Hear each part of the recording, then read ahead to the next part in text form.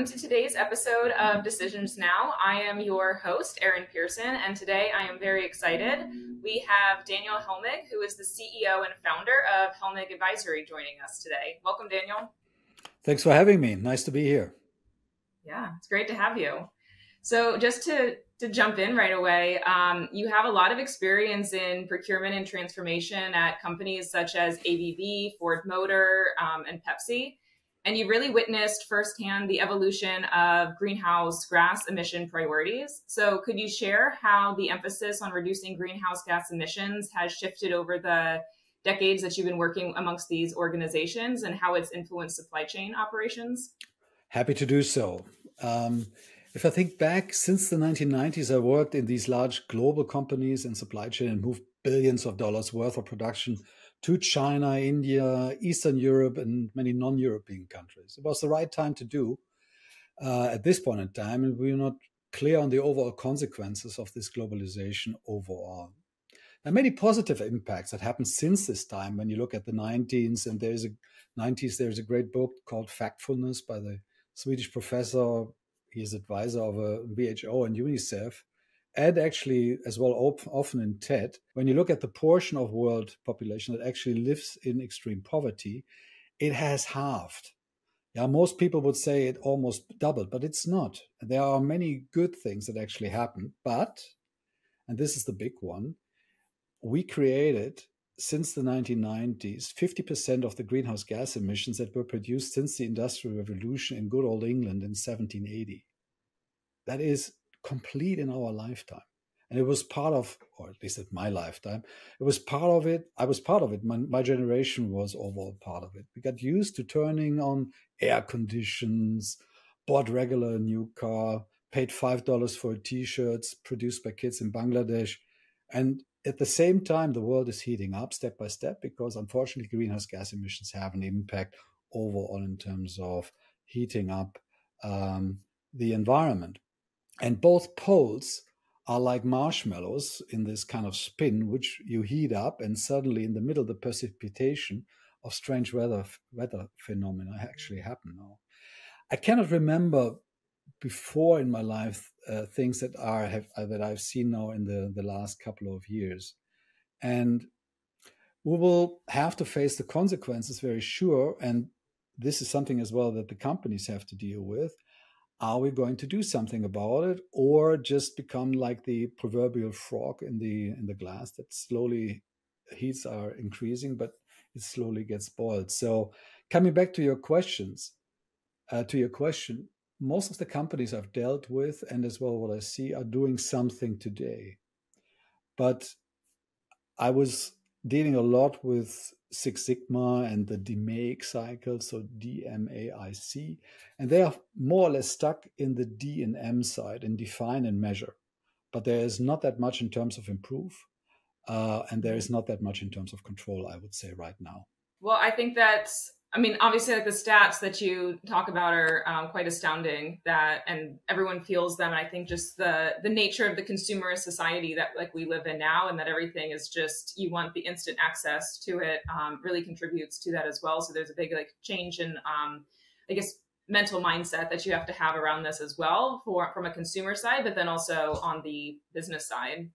But starting to go into that a bit more. So from your perspective, what are some of the actionable steps companies can take to immediately adopt and start this journey towards supply chain decarbonization? And how can they measure the impact of the actions effectively? Like, as an example, if you're trying to reach net zero, which is a goal for many people by 2030, how doable is this? And do you have recommended steps on how they can achieve it? I do, actually. So the first thing to know is it is solvable. Like so many other things that we have solved as companies, as nations, as well, this is solvable. This is not something where we look into and say, hey, we just have to deal with this. I mean, go back to, again, the 70s, 80s. If you bought a car or a toaster or whatever it was terrible in terms of quality. It didn't work. And then we came up with, or not the Japanese, but as well Ford Motor and came up with Lean, came up with Six Sigma and whatever, and it was installed with ISO certification, and it was applied across the whole industries. And look at the cool products that we have today. Perfect quality in a lot of them. I mean, I just love to do the packaging of the iPhone, and it is just gives me a great feel at that point in time. And it's today no longer just Apple, it's as well Samsung and what have you. So things can change. Sometimes it will take 10, 20, 30 years to do that, but we need to focus on actually getting it done. And that's the same with climate change or with greenhouse gas emission reduction. So when we look at companies, they have to answer a couple of questions for themselves, since without really understanding that they have a problem, they will not get into a good place. It's very much similar like anonymous alcoholics, if you think about it. And companies is a little bit too generic. Actually, it's one person and one person only who needs to have an answer for each of these questions and then decide, do I or do I not move my company to add greenhouse gas emissions as a viable objective for the whole organization? Similar like cost, quality, revenue, and margin. And this person is the CEO. There is no other person that actually has to do this trip.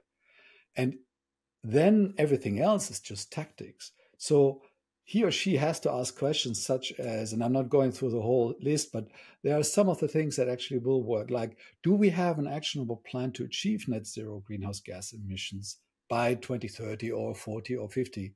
And I would say 95 to 98% of all CEOs cannot answer these questions with a yes right now. Then, do we have an updated code of conduct for our suppliers that aligns with net zero greenhouse gas emissions ambition? Most companies don't have it. Yeah, they say, hey, we would like to reduce greenhouse gas emissions. But then if you look on the web pages or websites of these companies and take a look at what they're actually saying to their suppliers, zero, zilch, nothing. Some nice wordings, but nothing that really is helpful there. Next question could be, is our procurement organization sourcing from suppliers aligned with our net zero greenhouse gas emissions ambitions? Which is even more worse, because if you don't tell them what to do, how can you expect that they're actually providing you stuff that is in line with what you might have defined? And you can go on and on and on with that. For example, as well, can our supply IT systems produce greenhouse gas emission reporting for at least 80% of our supply chain in an automated manner? Yeah, nearly none can do that. If you look at Oracle, SAP, all the big ERP systems are not able to do that. I mean, they all say that they can do, but if you look into the details, it's not the point. And you can go through a whole litany of these questions, and then most CEOs will probably sit back, drink a glass of wine or their favorite tea and say, shoot, I have a problem. And that is good, because then they can do something about it.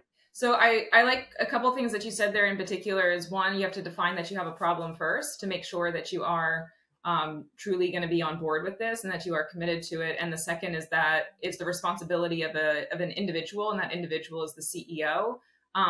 In particular, because when you have a group of people around it, things tend to move slower. So when you put the responsibility on one person, you eliminate a lot of that red tape that is there too. That's the interesting question that I ask some of my clients when we discuss that. I ask, okay, just before we start with anything in terms of what we can do, who in your organization is responsible and who is going to be fired if you're not able to achieve that? And everyone that I talked to so far is saying, I don't have any. And that's the reason why you have to start at the top, and then everything else is, as I said, just tactics. Yeah, no, I think that's quite smart. So when you look into this, how do you see the role of emerging technologies such as AI-enabled products aiding in supply chain decarbonization and helping companies reach their net zero targets? If you look at this greenhouse gas emission management and reduction, it's the mother of all coordination and data problems. You have to find a way to attach to every set of products, services, production units, buildings, everything that you're doing, its own part of your footprint. Good luck doing this with Excel sheets or just ERP systems, as I mentioned before. You need modern tools, best fed already with all sorts of technology and experience that from other companies before you, and as well those that in the future make a lot in terms of getting that in there. You have to constantly get this flow of additional information with these tools. So unfortunately, a lot of the tools that companies have in this space today are quite half-baked. The last market test 2 years ago that I did with my team at that point in time was rather frustrating. But now, since I have more time actually dealing with this and I can actually talk to much cooler companies than before, and as well deal with this academically because I'm doing a doctorate on that, I've made a number of discoveries. And Evalueserve, Scope 3 decarbonization platform here, Carbon Detect, is clearly one. In my view, it's in the tradition of the thoughts captured in the book of Mind and Machine, which has been written by your co-founder, Mark Vollenweider, which is actually the reason that I got to know your company many years ago in the first place. So it's a good tool. And there are a few others, but if the people that are listening to the podcast take a look at this tool, they will be pleased.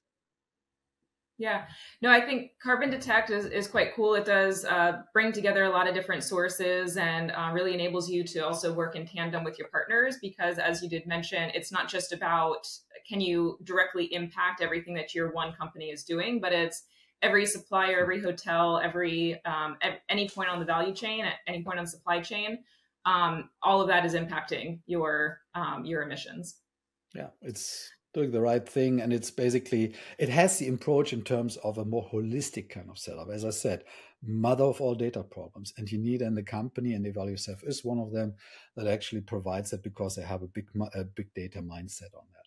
So when you actually are looking at the journey to net zero, it's a very collaborative effort, as we've been talking about a bit, that extends beyond the walls of just an individual corporation. So in your experience, how can companies effectively bring their suppliers and their partners on board in this journey so that they really can start solving this problem and aim towards net zero? And do you have any examples of successful approaches or initiatives that you've seen that has helped harmonize the effort across the value chain? I haven't seen anything good yet, I have to say. Okay. But there was recently a Gartner study done. Participating companies were the ones that have signed the Sustainability Procurement Pledge, SPP. So if you look at the main activities and tools that they have used, it's the first good step and it's great, but it lacks today still results. And these are the good guys. These are the guys that actually say, we would like to do something about it. And there are not that many. So you can think about what the rest of the community in terms of companies is doing. So if push comes to shove and you look actually at it from a supply chain perspective, you need to find, or you need to establish, as I mentioned before, a couple of clear rules for your supply base. And you have to tell them, for example, this is how long you have until I need your greenhouse gas emission reduction plan. This is how long you have until I no longer source from you any longer without having a clear trend toward net zero. You need to be very clear with that. And it doesn't have to be next month or next year. You can say, okay, until 2025, you have this requirement. And then until 28, you need to have this.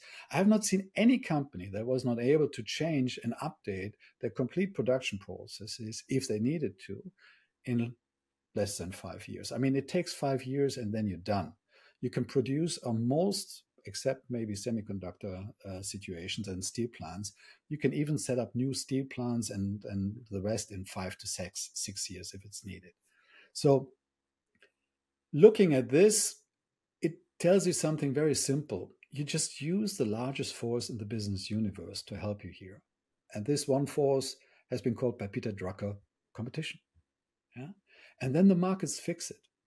You can jump up and down with governments and with the UN in terms of defining all sorts of wonderful criteria in terms of how companies work. But at the end of the day, it comes down to them with some principles set, but then one principle, not as it is today, where they're just in the 40 countries that have the highest greenhouse gas emissions. There are over 200 different standards in terms of how to measure greenhouse gas emissions. We will not get anywhere if we just leave it up to the politicians, by the way, in nearly everything that there is in life. That's true. What stands out as the most pressing challenges companies face in accurately estimating Scope 3 emissions, and how might they navigate this challenge to stay on course towards their net zero ambitions? There is a very simple answer to that, which is what stands out as the most pressing challenge for these companies is the willingness of their CEO and the C-suite to say, we will do it and we will act after that accordingly. It's that simple. As I mentioned before, everything else after that is tactical. As long as these folks are not doing it, everything else is baloney. Doesn't make any difference. Yeah. And when you are in managing the supply chain or the value chain, tail end suppliers really play a role that can often be overlooked. So how can we effectively engage with these suppliers to ensure that their contributions are accurately measured and improved upon, especially in the context of Scope 3 emissions? As an example, what strategies can be employed to foster a culture of continuous improvement towards achieving net zero?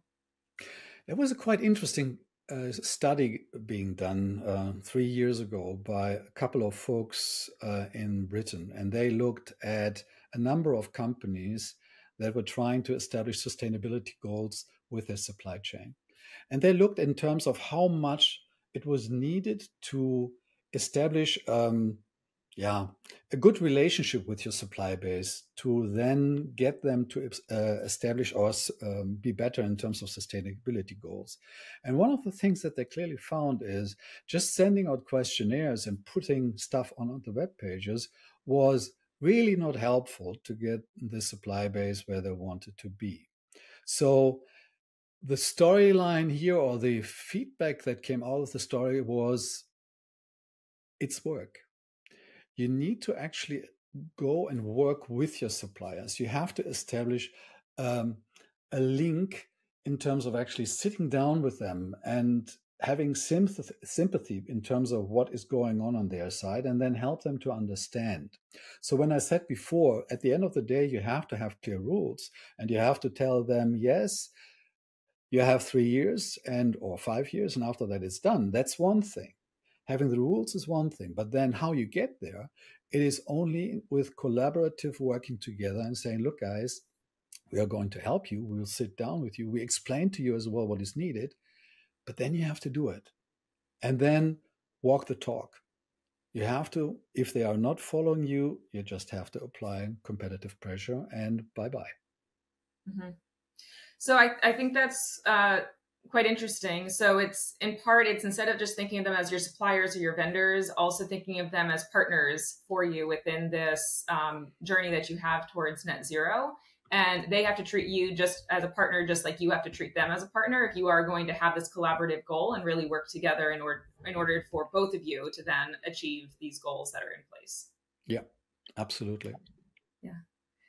So just as my final question here, climate change and greenhouse gas emissions are often discussed topics, yet there might be lesser known facts or misconceptions. So could you share 3 facts or common misconceptions that you think people should be aware of? Yes, I can. Let's start with the first. We're already no longer in Kansas. What that means is that already in the last 3 years, the changes to the climate have increased so much that they are no longer covered in the models that have been placed on the data sets of the last 200 years. The last 200 years are the only data that we have available. Before, there is nothing viable. So we're no longer in Kansas. That's number one. Number two, this is solvable. We just have to get up and actually do it. And we have done it as humankind, as nations. In the past, there have been fantastic things that we have accomplished, and we as well can accomplish that once again. And last, it's not the governments, it's the business. And as long as the CEOs of the companies are not willing to say, it will change because of me, and I'll do this for my children and for my grandchildren, it's not going to change in the near future. And that means that we will have a not so fascinating time on this earth in the next 20 to 30 years.